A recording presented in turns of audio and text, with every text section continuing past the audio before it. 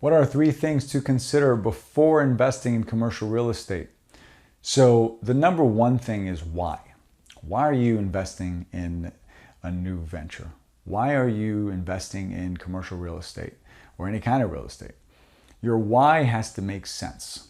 And it's always to make more money. We know that. Otherwise, why would you even bother? But try to put more of a why on it.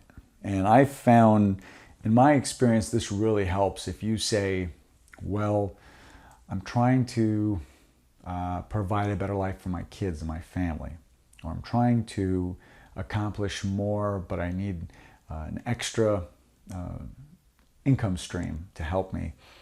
And that why is very, very important. Why you're doing anything. And that's kind of the number one thing. Because if your why is not big enough, you're just gonna give up on it. And I see this many times, unfortunately. People will get excited, they'll start looking for a property. After 6 months, it'll just start fizzling out. Well, that means their why wasn't big enough. Because if your why is big enough, you're gonna find that deal, you're gonna make a deal happen. You may not even get good terms. Your first deal is not gonna be fantastic. It really won't, and it shouldn't. Your first deal should not be your best deal. That doesn't make any sense. You make better deals the longer you've been doing this, the more deals you've seen, the more you've negotiated, the more partners you have. That's when the better deals come along. But your why, focus on that why. That's very, very important because you're going to go through bumps and bruises in this business, and you're going to go through months where you don't find something that works, maybe even a year. You'll go through a year of having a vacant space for lease in a retail building sometimes, and that's just the way it is. Well, you need to have your why big enough where you know what you're fighting for, and you're not going to just say, okay, I need to sell this and move on.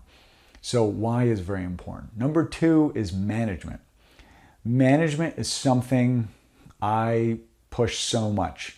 Who's managing the property? Just like buying a business. If you were buying a business, and let's say we're selling shoes, all right? We're gonna buy a shoe manufacturer company, and we're gonna make all these shoes and we're gonna sell them. Someone has to manage the project. Who is it? It's not gonna be you. Well, if it is, that's fine. That's one thing. But if it's not, somebody needs to be there. So you have to figure out that management key. That's key. You really got to figure that out. Who's gonna manage this property? Because once you figure out the management, now you're figuring out a lot of different things. You're figuring out where you're gonna invest.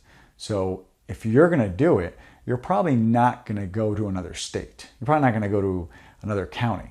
But if you know, well, I'm going to hire someone to do this, now your options have changed a little bit. You see what I mean?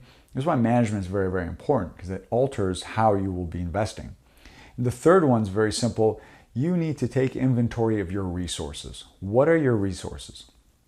So many times I see people get in this business and they don't have a good tally of all of their resources. Everybody's got something.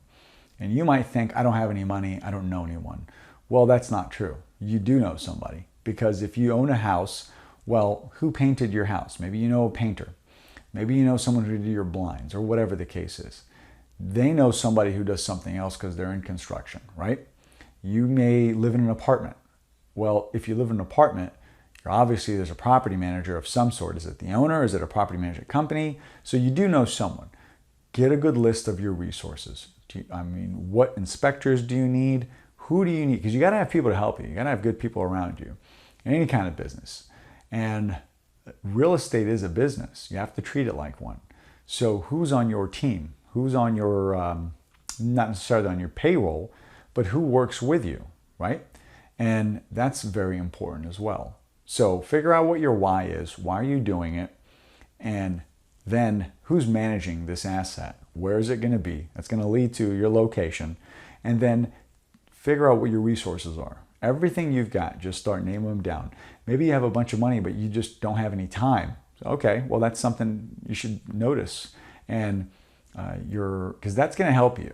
Depending on how big your resource pool is. Well, maybe you know a realtor somewhere in Atlanta, and he knows another realtor that can feed you a bunch of deals. Well, that's fantastic. Now we need a lender. How are we going to get through these things? So resources are important.